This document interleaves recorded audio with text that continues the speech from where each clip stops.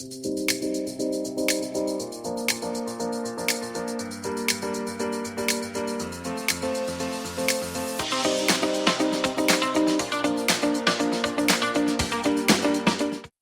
and welcome to Today in Woburn. I'm your host, Samantha Stone. Feels good to be back. We took a week off for the President's Day holiday and have lots of things to catch up on. We're going to talk a lot about some fun library programs a little bit later in the show. But first up, as always, Mayor Michael Concannon. Welcome, Mike. Hey Samantha, how's it going? Oh, good. Today was such a beautiful morning. It was sunny and almost warm. It sort of felt like Almost. spring. Yeah, So. a little bit. Yeah, I went home at lunch and let the dog out, and it wasn't bitterly cold, thankfully, but still could use another 10 degrees or so.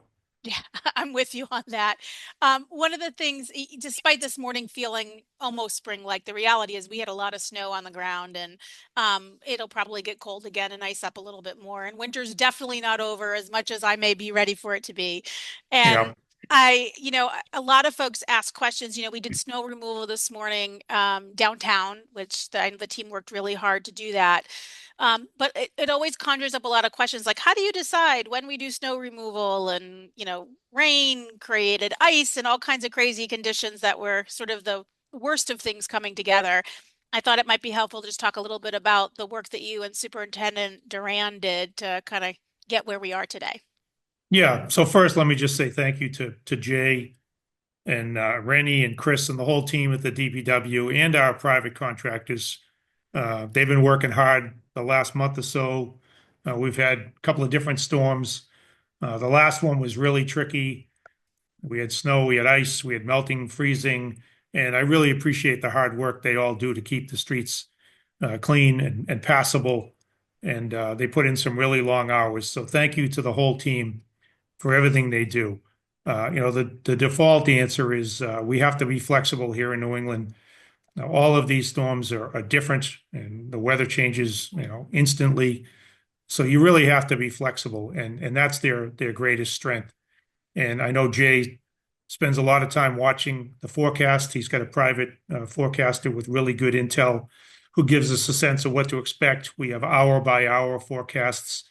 So, it starts with the advanced monitoring the forecast. The pre-treating of the roads is a tool we use occasionally based on the type of storm. And then it's a matter of making the call and when to bring the crews in for the plowing itself. And I have a lot of faith in Jay's experience and his judgment. That's why he's there. I've often said if I was the one making all those calls, I wouldn't need Jay. And I do need Jay, and I trust Jay and his team. And again, I appreciate the fact that they are nimble, flexible. They're constantly watching the data and reacting in real time. And I think this last storm was good evidence of that. I drove around as I do during the storms and check out the different areas of the city. And I also venture into our neighboring communities occasionally. And I would put our snow ice removal efforts up against anyone around us. I think we do a very good job. And again, you got to be flexible and you got to be able to change tactics as you go. We had a bit of a break in what felt like the frozen tundra as of late. So we thought it was a good idea to scoop up a lot of that snow and ice along the edge of the curbing and the streets throughout the center. They made quick work of that this morning. So I think I'd put our crews up against anybody, and I think our process relies on flexibility and good judgment. Yeah, thank you. I know we got a lot of folks who were excited this morning as they went through downtown. They reached out and let us know that that really made a big difference, Yeah. and we appreciate that. We know there's lots of areas in the city that has snow, and that downtown area is particularly hard hit because of the amount of traffic, foot traffic, and cars and businesses and things that go through there. Yeah, and the DPW team is also, responsive in as close to real time as we can be. Obviously if there's emergency situations or pressing public safety needs, we ask folks to reach out to the police department. They can convey the message to the DPW. But we also have the report of concern queue alert process online that allows folks to reach out with a problem that the DPW can address during normal working hours. And we've already had a few of those just in the last few days. So, I talk about Jay and Rennie and Chris and the entire team and Lindsay. They do great work over there at the DPW, and they really care about keeping people safe and keeping the roads open. So I just want to compliment them once again. Yeah, that's excellent. Well, we're talking about a different kind of service next. Waste Management, which is the company that we use to do our trash and recycling pickup. They've been in the news a little bit this last few days around some what they called job elimination, really was more attrition. It was a national number. They talked about a number of jobs being gone. The reality is it's not really, they're certainly not laying people off. It's more positions they weren't able to fill or people who naturally retire. But it has stirred a lot of questions about what does this mean at a local level? What does it mean right here? That was an article that talked about the whole country. They're a very big company. And so I know we spent a little bit of time with Waste Management just to understand what that meant in the context of Woburn. Yeah, so in the world of trash and recycling, I think automation is the word of the day and the word of the year. Um, those costs essentially come down to manpower, fuel, and hauling fees and disposal fees. That's where these contracts come from. And when we met with Waste Management last year to renegotiate for the next few years, it was pretty clear that they and all of their competitors are moving towards automation, and the days of two or three guys on a truck taking whatever is at the curb for minimal costs are over. So we got ahead of that a little bit and tried to incorporate some sort of automation into our trash and recycling pickup. We rolled out the recycling. The trash will be rolling out this July. I don't think, I think any company like Waste Management in that industry has to constantly evolve and be looking for efficiencies. And manpower is probably the biggest cost. So automation is a no-brainer. It's really a matter of being as efficient as you possibly can, picking up the trash and disposing of it. So we've had a lot of conversations with them about that. We also have another meeting coming up with them in the next couple of weeks to talk about that trash changeover, the rollout in July. The size of the bins and the cost of additional items. And I think people should realize that if not for automation and the ability to staff a truck with one person instead of two or three, if we weren't doing those things, the cost for our trash and recycling pickup would be a lot more than it is now. So I just think it's the way it is in that industry. They're no different than any of their competitors. To your point, the way we've heard it, they're evolving towards this efficient automation. They're not necessarily slashing current employees. They're just not hiring when someone leaves and taking advantage of the automation to close that gap. Yeah, thank you. And I think our local team shared with me that they actually have some open positions they're looking to fill, in fact, even with the move. It's a difficult position to staff. And so I think, this is where we're at. And I appreciate you sharing that. I know we had a few calls and emails come in about it. So I appreciate you catching up with the community on that Yep. topic. Yep. We also, since we last connected on the show, we had our open house at the Community Resource Center, which I'm still smiling over. And I've been really rewarding meeting residents there and talking about and helping with a whole bunch of different kinds of things. Curious what kind of feedback you've been receiving from folks on since that time. No, it's all positive. There's an article in today's Daily Times about it. To me, it's a home run. We have donated space from our good friends at Cummings Properties. I know you worked very hard to solicit donations for just about everything that's in the center, and it's a beautiful space.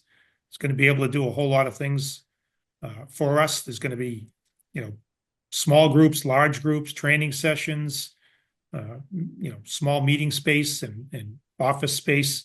I've had a whole lot of community groups inquire about the possibility of using the space. I know many of them came to the open house to check it out, and they were very happy to see that it could accommodate their needs. I mean, it's all been positive. And we're using this as a pilot program to gauge the need and gauge our ability to serve the need and see if this is the space and the type of space that works best here in Woburn. We're a couple of weeks in, and so far I'd say it's what we're looking for. I did remark at the open house that when we sit here today and try to envision all the things we'll do in that space, that's great, but I bet you a year from now, we look back, there'll be things we never thought of. So I would say it's a home run so far, and I'm excited to have people use the space and come visit the space. And I know that you're trying to get the word out there by way of the website, so people know when they can come over and check it out and when it might be available for their group. So I'd encourage people to check out the city's website and reach out to you to talk about the availability. Yeah, thank you. Since we've launched, we actually have had even a couple of group things. Folks who came, we're doing a really cool workforce development and job readiness program for biotech pharma manufacturing space. And we, I think, are almost at capacity for that class, which starts soon. We've got just a couple more spaces available, which is awesome. It shows us that these are the things that people really care about. So Yep, really, really good news. And speaking of good news, we did get the news that our plan for community electricity, aggregated electricity, has been approved by the state. that's And right. it's not like tomorrow, all of a sudden people's bills will change, but we are moving forward with that, which we hope will save residents money and make pricing more predictable. But I thought it'd be a good time to let people know what happens next. Yeah, that was good news. The State Department of Public Utilities approved the plan that we have in place to make this option available to Woburn residents to essentially buy their electricity in bulk with their neighbors to save a little bit of money. Most important part of all this, of course, is that you don't have to do it if you don't want to. You can keep doing exactly what you do now if you feel more comfortable. But it's certainly worth exploring whether this aggregation might save you some money. So that was great news to get the approval. Next step is the consultant we're working with, the company we're working with is carefully monitoring the market to see when the best time is to go out to bid to get the very best rates. We expect that to happen probably in the next few weeks. Once we determine that successful bid, we'll begin the process of outreach to the community to make sure people understand exactly how it works, what those difference in costs might look like if you avail yourself of this option. Significant amount of community outreach so people understand exactly what's going on, no surprises. And then hopefully sometime in early summer, we'll be launching and people will be signing up and they'll start to see differences in their electric bill, hopefully as soon as this summer. That would be fantastic. I think we would all look forward to a little bit of relief, whatever. We know we can't guarantee anything right now, but hopefully Yeah. that's where we're headed. I want to talk about a different kind of relief. So, we've often talked on the show and elsewhere about affordable housing, and I think most of us think about it in terms of rental assistance, but there are affordable housing options for first-time home buyers. And one of those has just gone live at the Vale Yep. and has some pretty attractive offers for folks that we want to make sure they know about. Yeah. So there's a lottery available here in Woburn for I think it's probably about maybe as many as 30 affordable units at the Vale. And people should know that the application deadline is April 15th. So you got a little bit of time, but there's some paperwork involved and there's some eligibility requirements that must be met. So I would encourage anybody who thinks they might be interested in participating in that lottery over at the Vale to take a look at the information. I think we have a link to it, or we'll have a link to it on We our do. city website. And I don't think it's overly complicated, but there are some steps. There's some paperwork required. It takes a little bit of work to get your application completed. So seeing as you have, probably 6 weeks or so to do that, I think the time would be now to jump on that. Um, from what I can tell, what I've seen, they're really nice units, uh, good price range. Obviously, there were restrictions that allow you to qualify, and there are restrictions what you can do with the unit if you're lucky enough to be selected. But I think it's very promising, and it's nice to have this option available to Woburn residents. I think the lottery is the beginning of May, so you know pretty quickly whether you got one or not. So I'm pretty excited to see that option available to Woburn residents. Yeah, me too. The units look really great. I think it's a great way to for someone who's ready to be in market, but maybe has been it's been a little above their means. These are a nice way to enter it, and with Yeah, the wonderful buildings and space. yeah, Yeah, really nice units. Yeah. yeah, excellent. Now we've been doing having a lot of meetings around the 250th Battle Road event that we have coming up on April 12th, and I know we're going to talk a lot more about this in the future, but I thought we could give people a little bit of preview. I'm not sure. I mean, I know I was a little ignorant. I didn't realize how extensive the piece of the Battle Road was or how important it was until I started attending some of these meetings, and it's really Yeah. interesting to see, history come alive. Yeah, so April 19th is the 250th anniversary of the Battle at Lexington and then the shot heard around the world over at Concord. And obviously, a lot of the states and the nation's activities are centered on Lexington and Concord, but there are surrounding communities that did play a role, and Woburn's one of them. We had men march from Woburn over to Lexington, and they marched along the Battle Road, which is kind of near the Four Corners area. So to do our part in celebrating the nation's 250th, we thought it was a good idea to focus our efforts on the Battle Road. So there's three components to what we're trying to do there. Number one is some actual physical upgrades to the area, to the roadway, the path itself, the surrounding area. We're going to put in a nice monument. We're going to improve the area a little bit so it's a little more user-friendly, family-friendly, a little better parking setup. So just tangible improvements to the area, which we think will add nicely, and it's a way to do our part. And then secondly, on April 12th, the Saturday before the 19th, so as not to steal anyone's thunder, we want to have a little bit of a commemorative exercise, a ceremony over there that Saturday morning, kind of like rededicating the area and commemorating the 250th. So the committee is working on that. And then the last piece is we are exploring the possibility of putting that site on the National Register of Historic Places. There's a lot involved to do that. There's some requirements, and we're exploring that now. Be great to be able to do that sometime between this April and next April, when, of course, it'll be the official birthday of the country.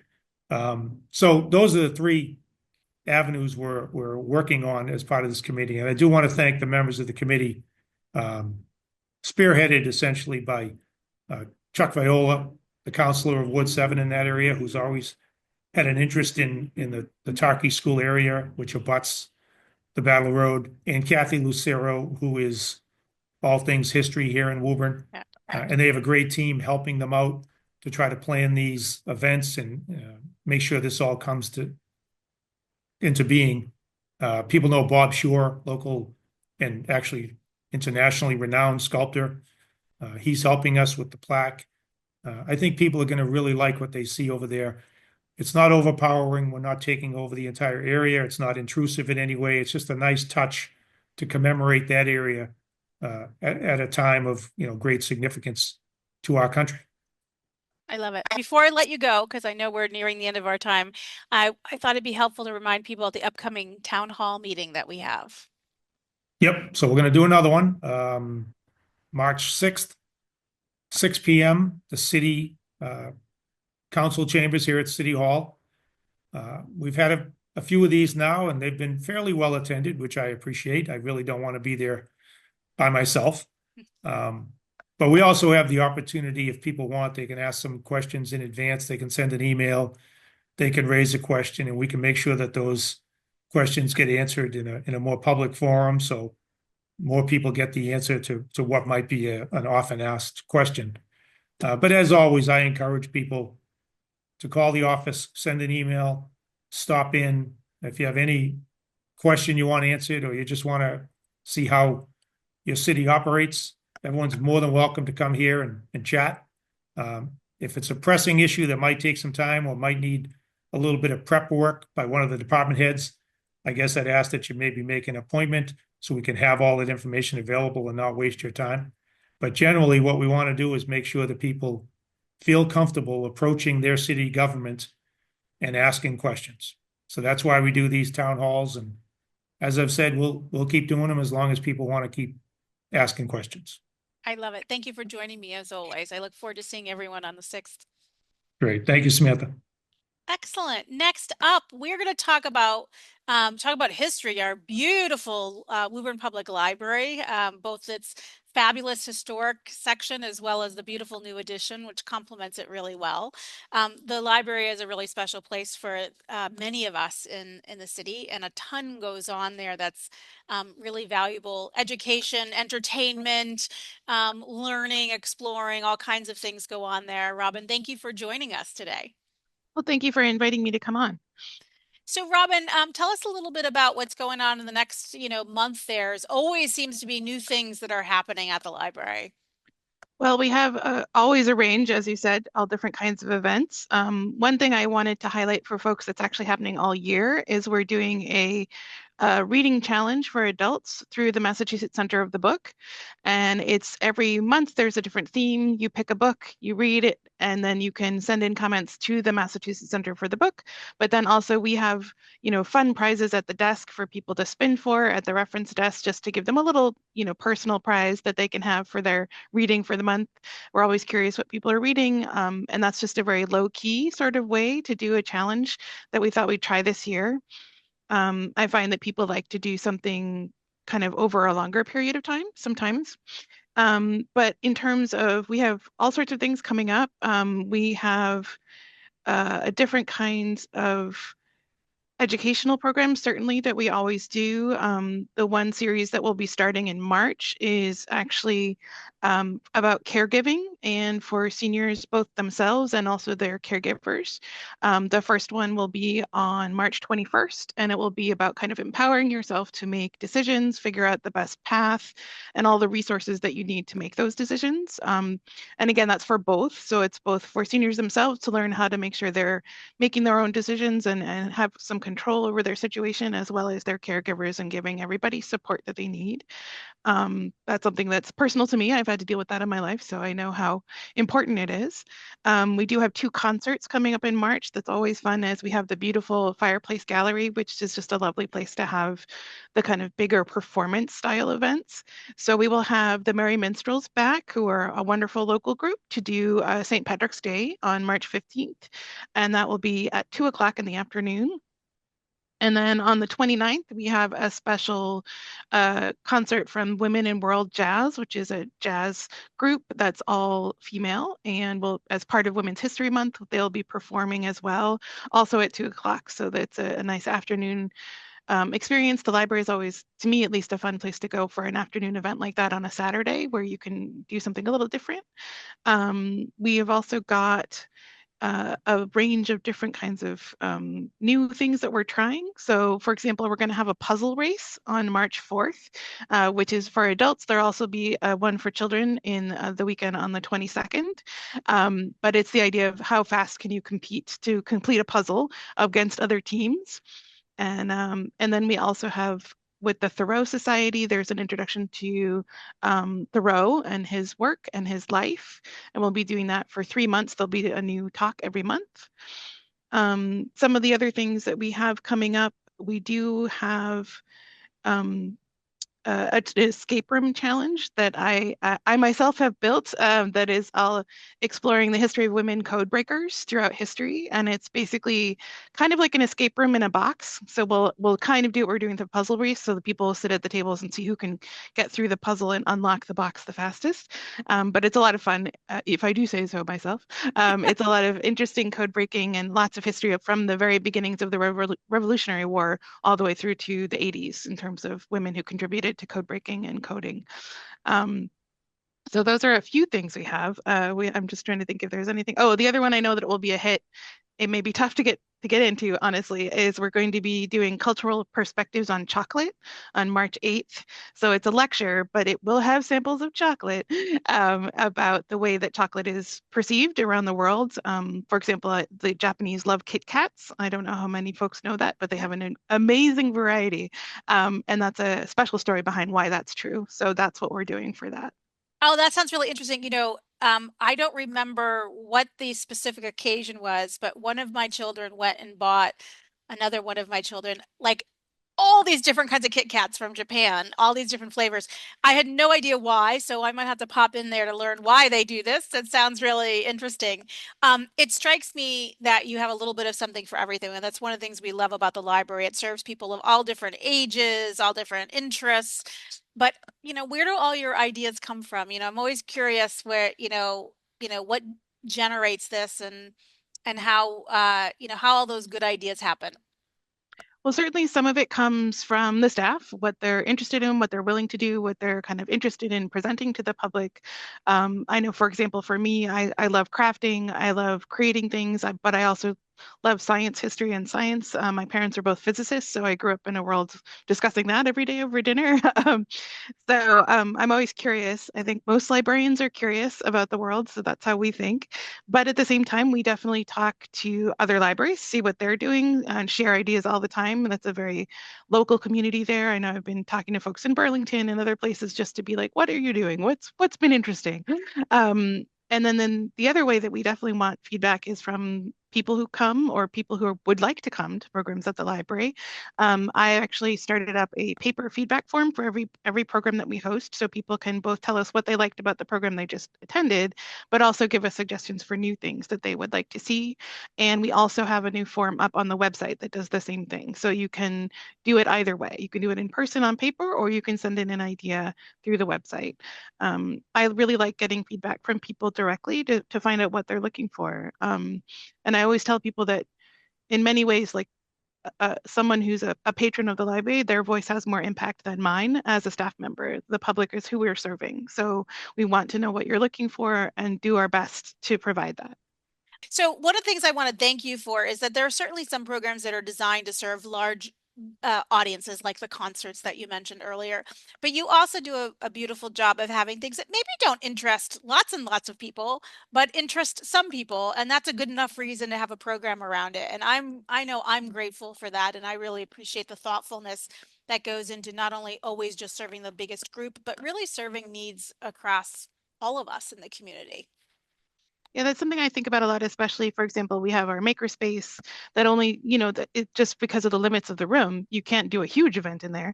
But therefore, you focus the event a little bit more to make sure that it's something interesting for people to do. One of the first programs I was able to host myself in the makerspace was making gaming dice out of resin.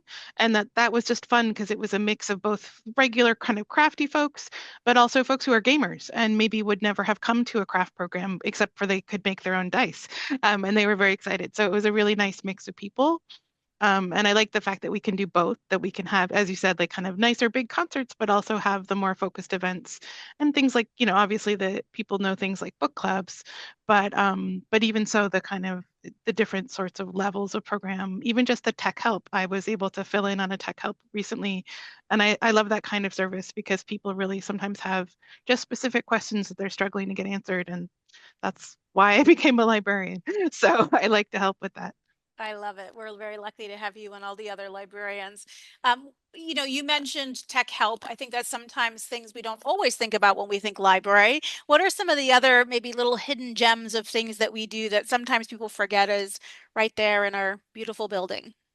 Well, certainly, I think there's the day-to-day things that we can all help with. There is definitely tech help. There's printing, there's faxing, there's all the kind of things that you need to do, especially in the modern world in a funny way that people slowly got rid of things like their own printers or their own fax machines. So we always have that. And we do get a lot of use out of that. There is also the Library of Things, which I think sometimes that phrase I think is a little confusing to people because they're not sure what it means. But it's everything from you can borrow a luggage scale if you need to weigh your luggage before you're going for a trip, or the other day I borrowed a sewing machine so that I could finish a dress that I was making. And I think people forget that you can get things like that as well, that most libraries at this point are expanding what they consider their collections because there's demand for it. And that's another one where, the other day we just had someone ask for something and I was like, oh, that would be a great addition. So I'll note that down and we will get one when we can. But there's a lot of kind of different technologies that you can borrow that way that you can do at home.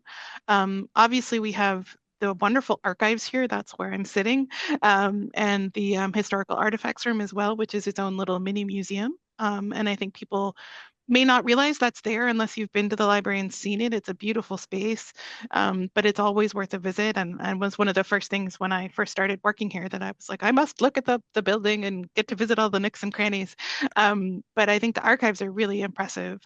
They're just so full of information. And I know we're going to be doing some really special exhibits for the anniversary and make sure that people can see some of the really wonderful artifacts that we have here. Yeah, I'm really looking forward to that. I can get lost in that room just kind of looking around. And even though I've been there several times, I still see something new every time I go in there Mhm. that catches my eye. So, Robin, thank you so much for joining us today and for all the work that you and the team are doing to make sure that we have a really robust programming schedule. It is a very busy library, and that's wonderful. I love seeing people of all different ages be there and find something special for them to enjoy. Yeah, well, thank you. Woburn, we've talked a lot about things that are happening across the city. I encourage you, as always, to please continue to take good care of each other.